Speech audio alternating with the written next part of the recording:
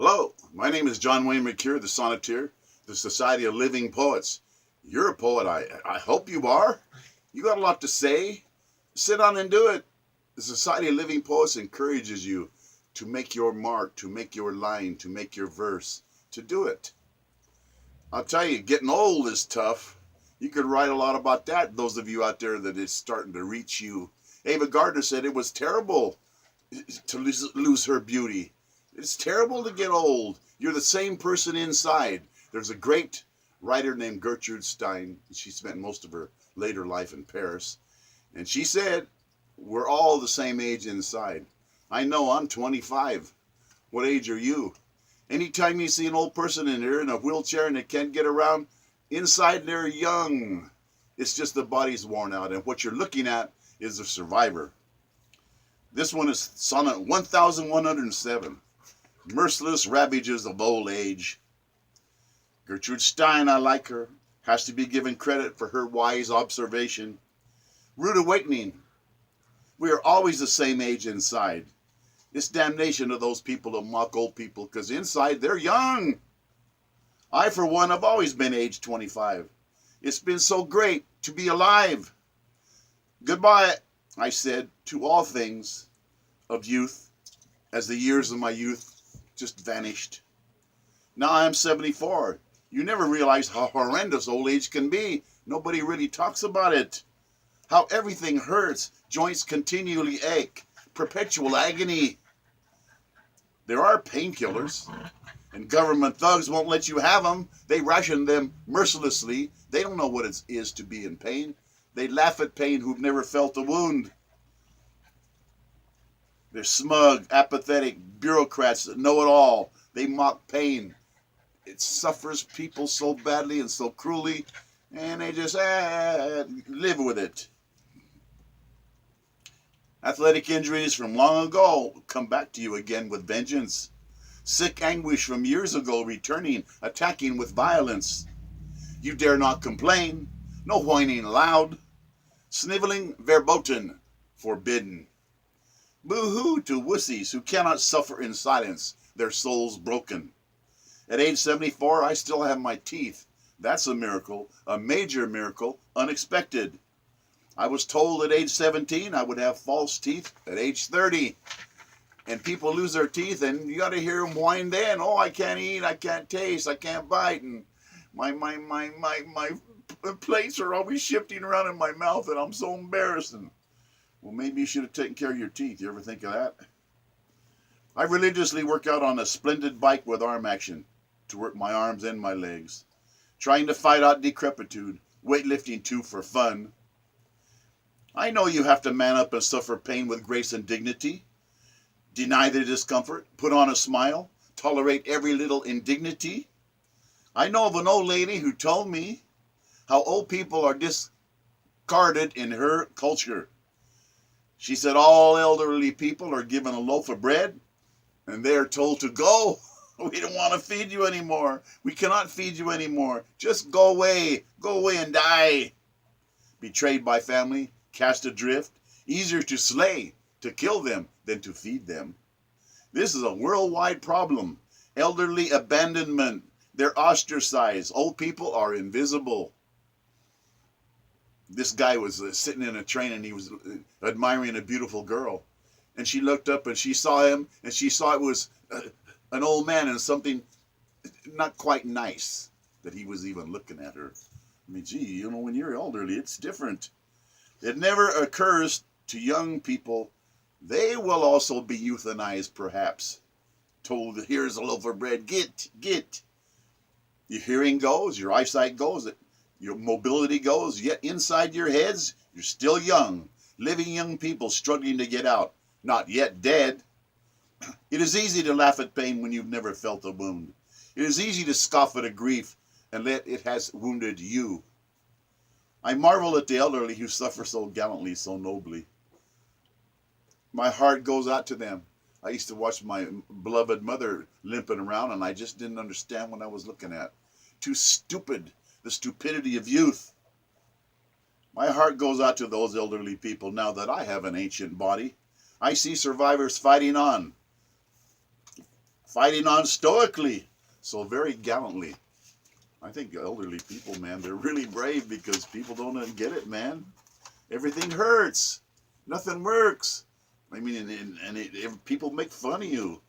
Who's that old fart? I remember them guys saying that about one of my, an old man I really like. Hey, you shouldn't say that about him. Oh, well. Old age. It's tough. If it's hit you already, then maybe you should write about it. Write something. Write how it feels. Top my sonnet. You can do it. Come on. Top it. Write your own. This sonnet number 1105. This is an important thing, and you're not listening, I'll bet. Electromagnetic pulse apocalypse. What's that? It's setting off an atomic bomb up in the higher atmospheres so that the shock, the concussion, the shock wave saturates the United States and knocks out all electronics. I mean all electronics. Cars, air conditioners, computers, tablets. Everything is just fried. What good does it do to complain about it, to scream, to raise holy hell that there's a weapon like that?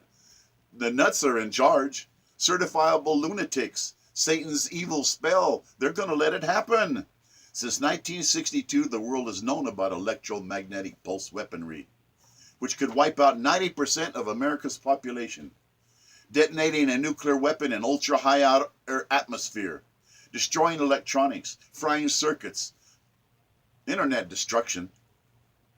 Absolute havoc would result. Automobiles would be disabled. Acute shortages of gasoline, no water pumped or purified. Famine throughout the world. Infrastructure, electronics, gone. Widespread riots. No food.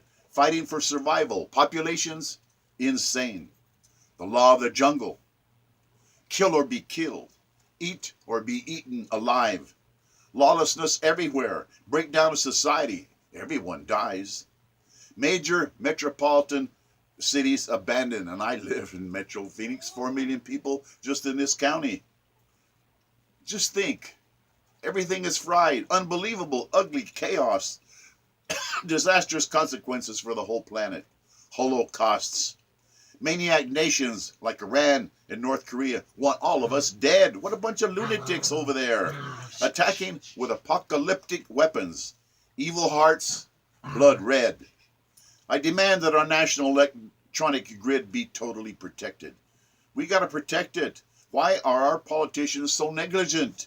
They are also targeted. They're going to go too. Their families will also die. Prompt action is absolutely critical. Where is Congress? Fiddling while our nation burns and goes extinct? I believe in our president. Surely he has counter plans in action, whereby our national electronic grid is rendered invulnerable. I have to believe our American leaders have the right solutions. Die we must if their silence is just ignorance so very evil. Genius is William Fortune. 1 second after, on electromagnetic pulse disasters. Warn us if we'll only listen. John Matherson. 1 year later, he wrote. What's it going to be like? Tom Clancy. Shadow Watch. End of war. Our destruction is awaiting us. Doom unless America wakes up. The evil electromagnetic pulse weapon of Satan. Protections for electromagnetic pulse defense already exist, only if we fund them. Action must be prompt guarding electronic grids of our nation. Existence of America, our very lives at stake. Armageddon. John Wayne Mercure, the Sonneteer, copyright on this one, March the 5th, 2017. I saw on TV where they had an ad, join the Army, join the American Army, and help us fight this electromagnetic pulse thing that's coming. So they've got a lot of people working on it. Good. We don't have to tell everybody what we're doing. But I'll tell you one thing, this electromagnetic pulse weapon is scary. Nothing would work. Nothing. In Metro Phoenix, no air conditioning? No. No. And people would be leaving here in droves. No food, no trucking, no railroad, no airplanes, no nothing. That electromagnetic pulse weapon is not a joke. And you out there, you ought to wake up. You need to write your congressman or write something about this. What's going on here? I can't use my computer. I mean, I'm dying, no air conditioning. My car won't run. What?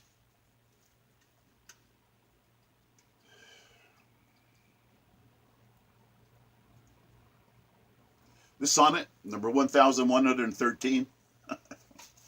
I like that show, man. I'm always turning it on. You get to see people's naked keisters. It's called Naked and Afraid. They're out there, and they don't know what they're doing, and they're supposed to be these skilled outdoorsmen and outdoors women, and they have to make it 21 days. I'll tell you what, if they had to make it a year, they'd all be dead. Our ancestors had it rough. Just making a fire. No shoes. Anyway, it's a good show, Naked and Afraid. Terrific television program showing how spoiled people are. A realistic recreation of life stranded in the wilderness. Naked and afraid. No shoes. That'd be bad.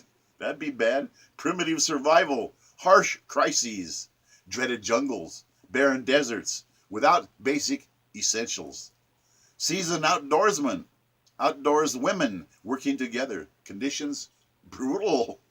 Expected to survive for 21 days without ever tapping out, surrendering, giving up, crying, Uncle, Mama, Mama. Constant problems, unsafe water. You can't drink the water. There's things in that water that'll kill you and make you sick. And you're fighting hard not to have to drop out. Hunting for food, scant nourishment, 20 days of sheer hell. It is an absolute miracle the human race was not just gone extinct, eradicated. How did our ancestors make it? This test of bare survival is harsh and filled with dread. Just the thought of no shoes. Just think of that. Thorns, sharp rocks, needle-like thorns going through your feet. You couldn't walk.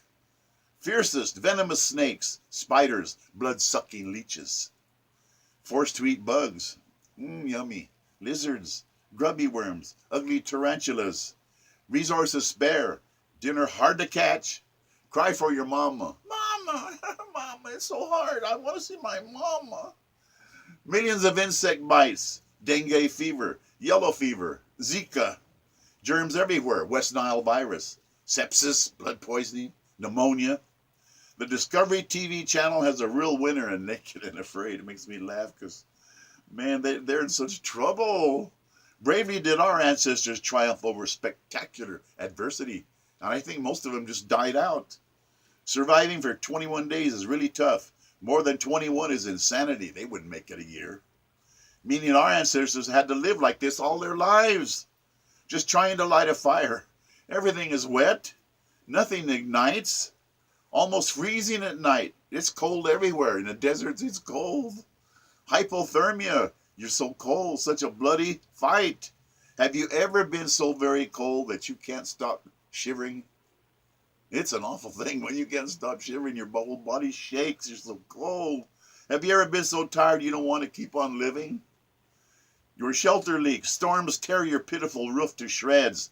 Horror of horrors. Animals attack you, biting copperheads, snakes, ticks suck your blood, and there's thousands and thousands of insect bites. Oh, Jiminy. Infection ravishes your body mercilessly.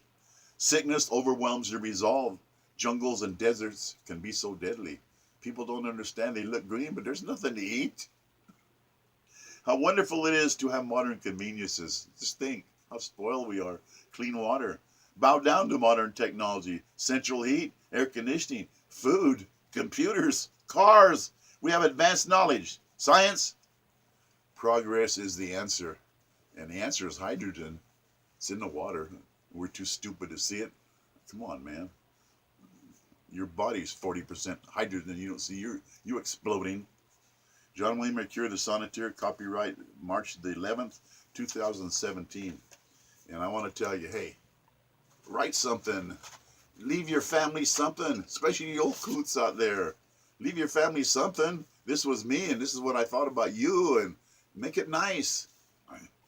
You have a choice, being real smarter, being pleasant. Well, be pleasant for a change and write something to your family if you want to, and if you don't, well, it's like Yogi Berra said, if people don't want to go out to the ballpark, nobody's going to stop them. They're not going to go anyway. Yogi Berra, what a great man he was. God bless us, everyone. John Wayne Mercure, the Sonneteer.